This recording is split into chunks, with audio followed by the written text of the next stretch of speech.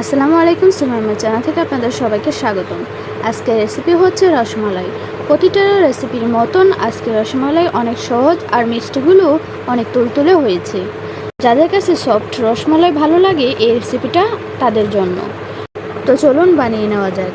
আমি প্রথমে 2 টেবিল চামচ সিরকা আর সাথে দিয়ে দিচ্ছি 1 টেবিল চামচ পানি। আর এখানে 1.5 লিটারের মতো লিকুইড দুধ ফুটিয়ে নিয়েছি। মিল্কটা যখন একবার ফুটে যাবে এরপর চুলাটাকে বন্ধ করে দেব। চুলাটাকে বন্ধ করে দিয়ে তারপর আমরা পানির সাথে যেই সিরকাটা মিক্স করেছিলাম ওইটা দিয়ে দেব। এবার সিরকাটা ঢেলে দেব। এই সময় চুলাটা অবশ্যই বন্ধ রাখতে হবে, তা না হলে ছানাটা হার্ড হয়ে যাবে, তখন মিষ্টিটা ভালো হবে না।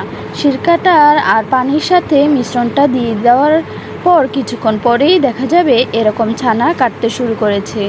আর এই পর্যায়ে বেশিক্ষণ চুলাতে রাখা যাবে না। এটার সাথে সাথে একটা পরিষ্কার সুতি কাপড়ে ঢেলে পানি ছড়িয়ে নিতে হবে। একটু চেপে পানিটা ফেলে দিতে হবে। আমি ঘন্টা খানিকের মতন ঝুলিয়ে রেখেছিলাম আর এখন এরকম সফট ছানা হয়ে গেছে। এখন হাত দিয়ে কিছুটা খুলে নিচ্ছি, তারপর হাত দিয়ে এভাবে মেখে নিচ্ছি। হাতে তালু দিয়ে একটু সফট করে মাখতে হবে, তা না হলে ছানা থেকে তেল বের হয়ে যাবে। ওই ক্ষেত্রে এই মিষ্টি ভালো হবে না। এরকম যখন সফট হয়ে গেছে এখন আমরা মিষ্টিগুলোকে বল বানানোর জন্য ছানাটা একদম ঠিক আছে।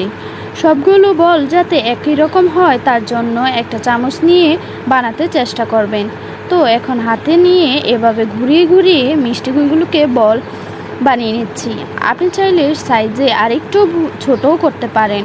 তারপর চুলায় আরও একটা পাত্র বসিয়ে তারপর এখানে দিয়ে দিচ্ছি 2 কাপ লিকুইড মিল্ক আর সাথে দিয়ে দিচ্ছি হাফ কাপ চিনি।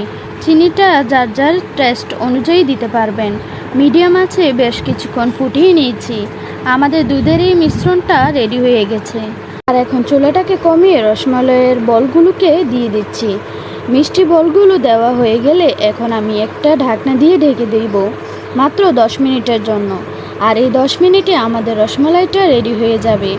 এখন চুলাটাকে বন্ধ করে দিব। এই রসমালাইটা বানানো এতটাই সহজ যে মিষ্টি বলগুলোকে আপনাকে আলাদা করে শিরাতে দিতে হবে না। 1 ঘন্টার মতন শিরাতে ঠান্ডা করে নেওয়ার পর রসমালাইটা খাওয়ার জন্য একদমই রেডি। খুবই সিম্পল বলা যায়। স্বাস্থ্যকর উপায়ে কোনো কিছু ছাড়াই এরকম একটা রসমালাই আপনি বাসায় তৈরি করতে পারবেন।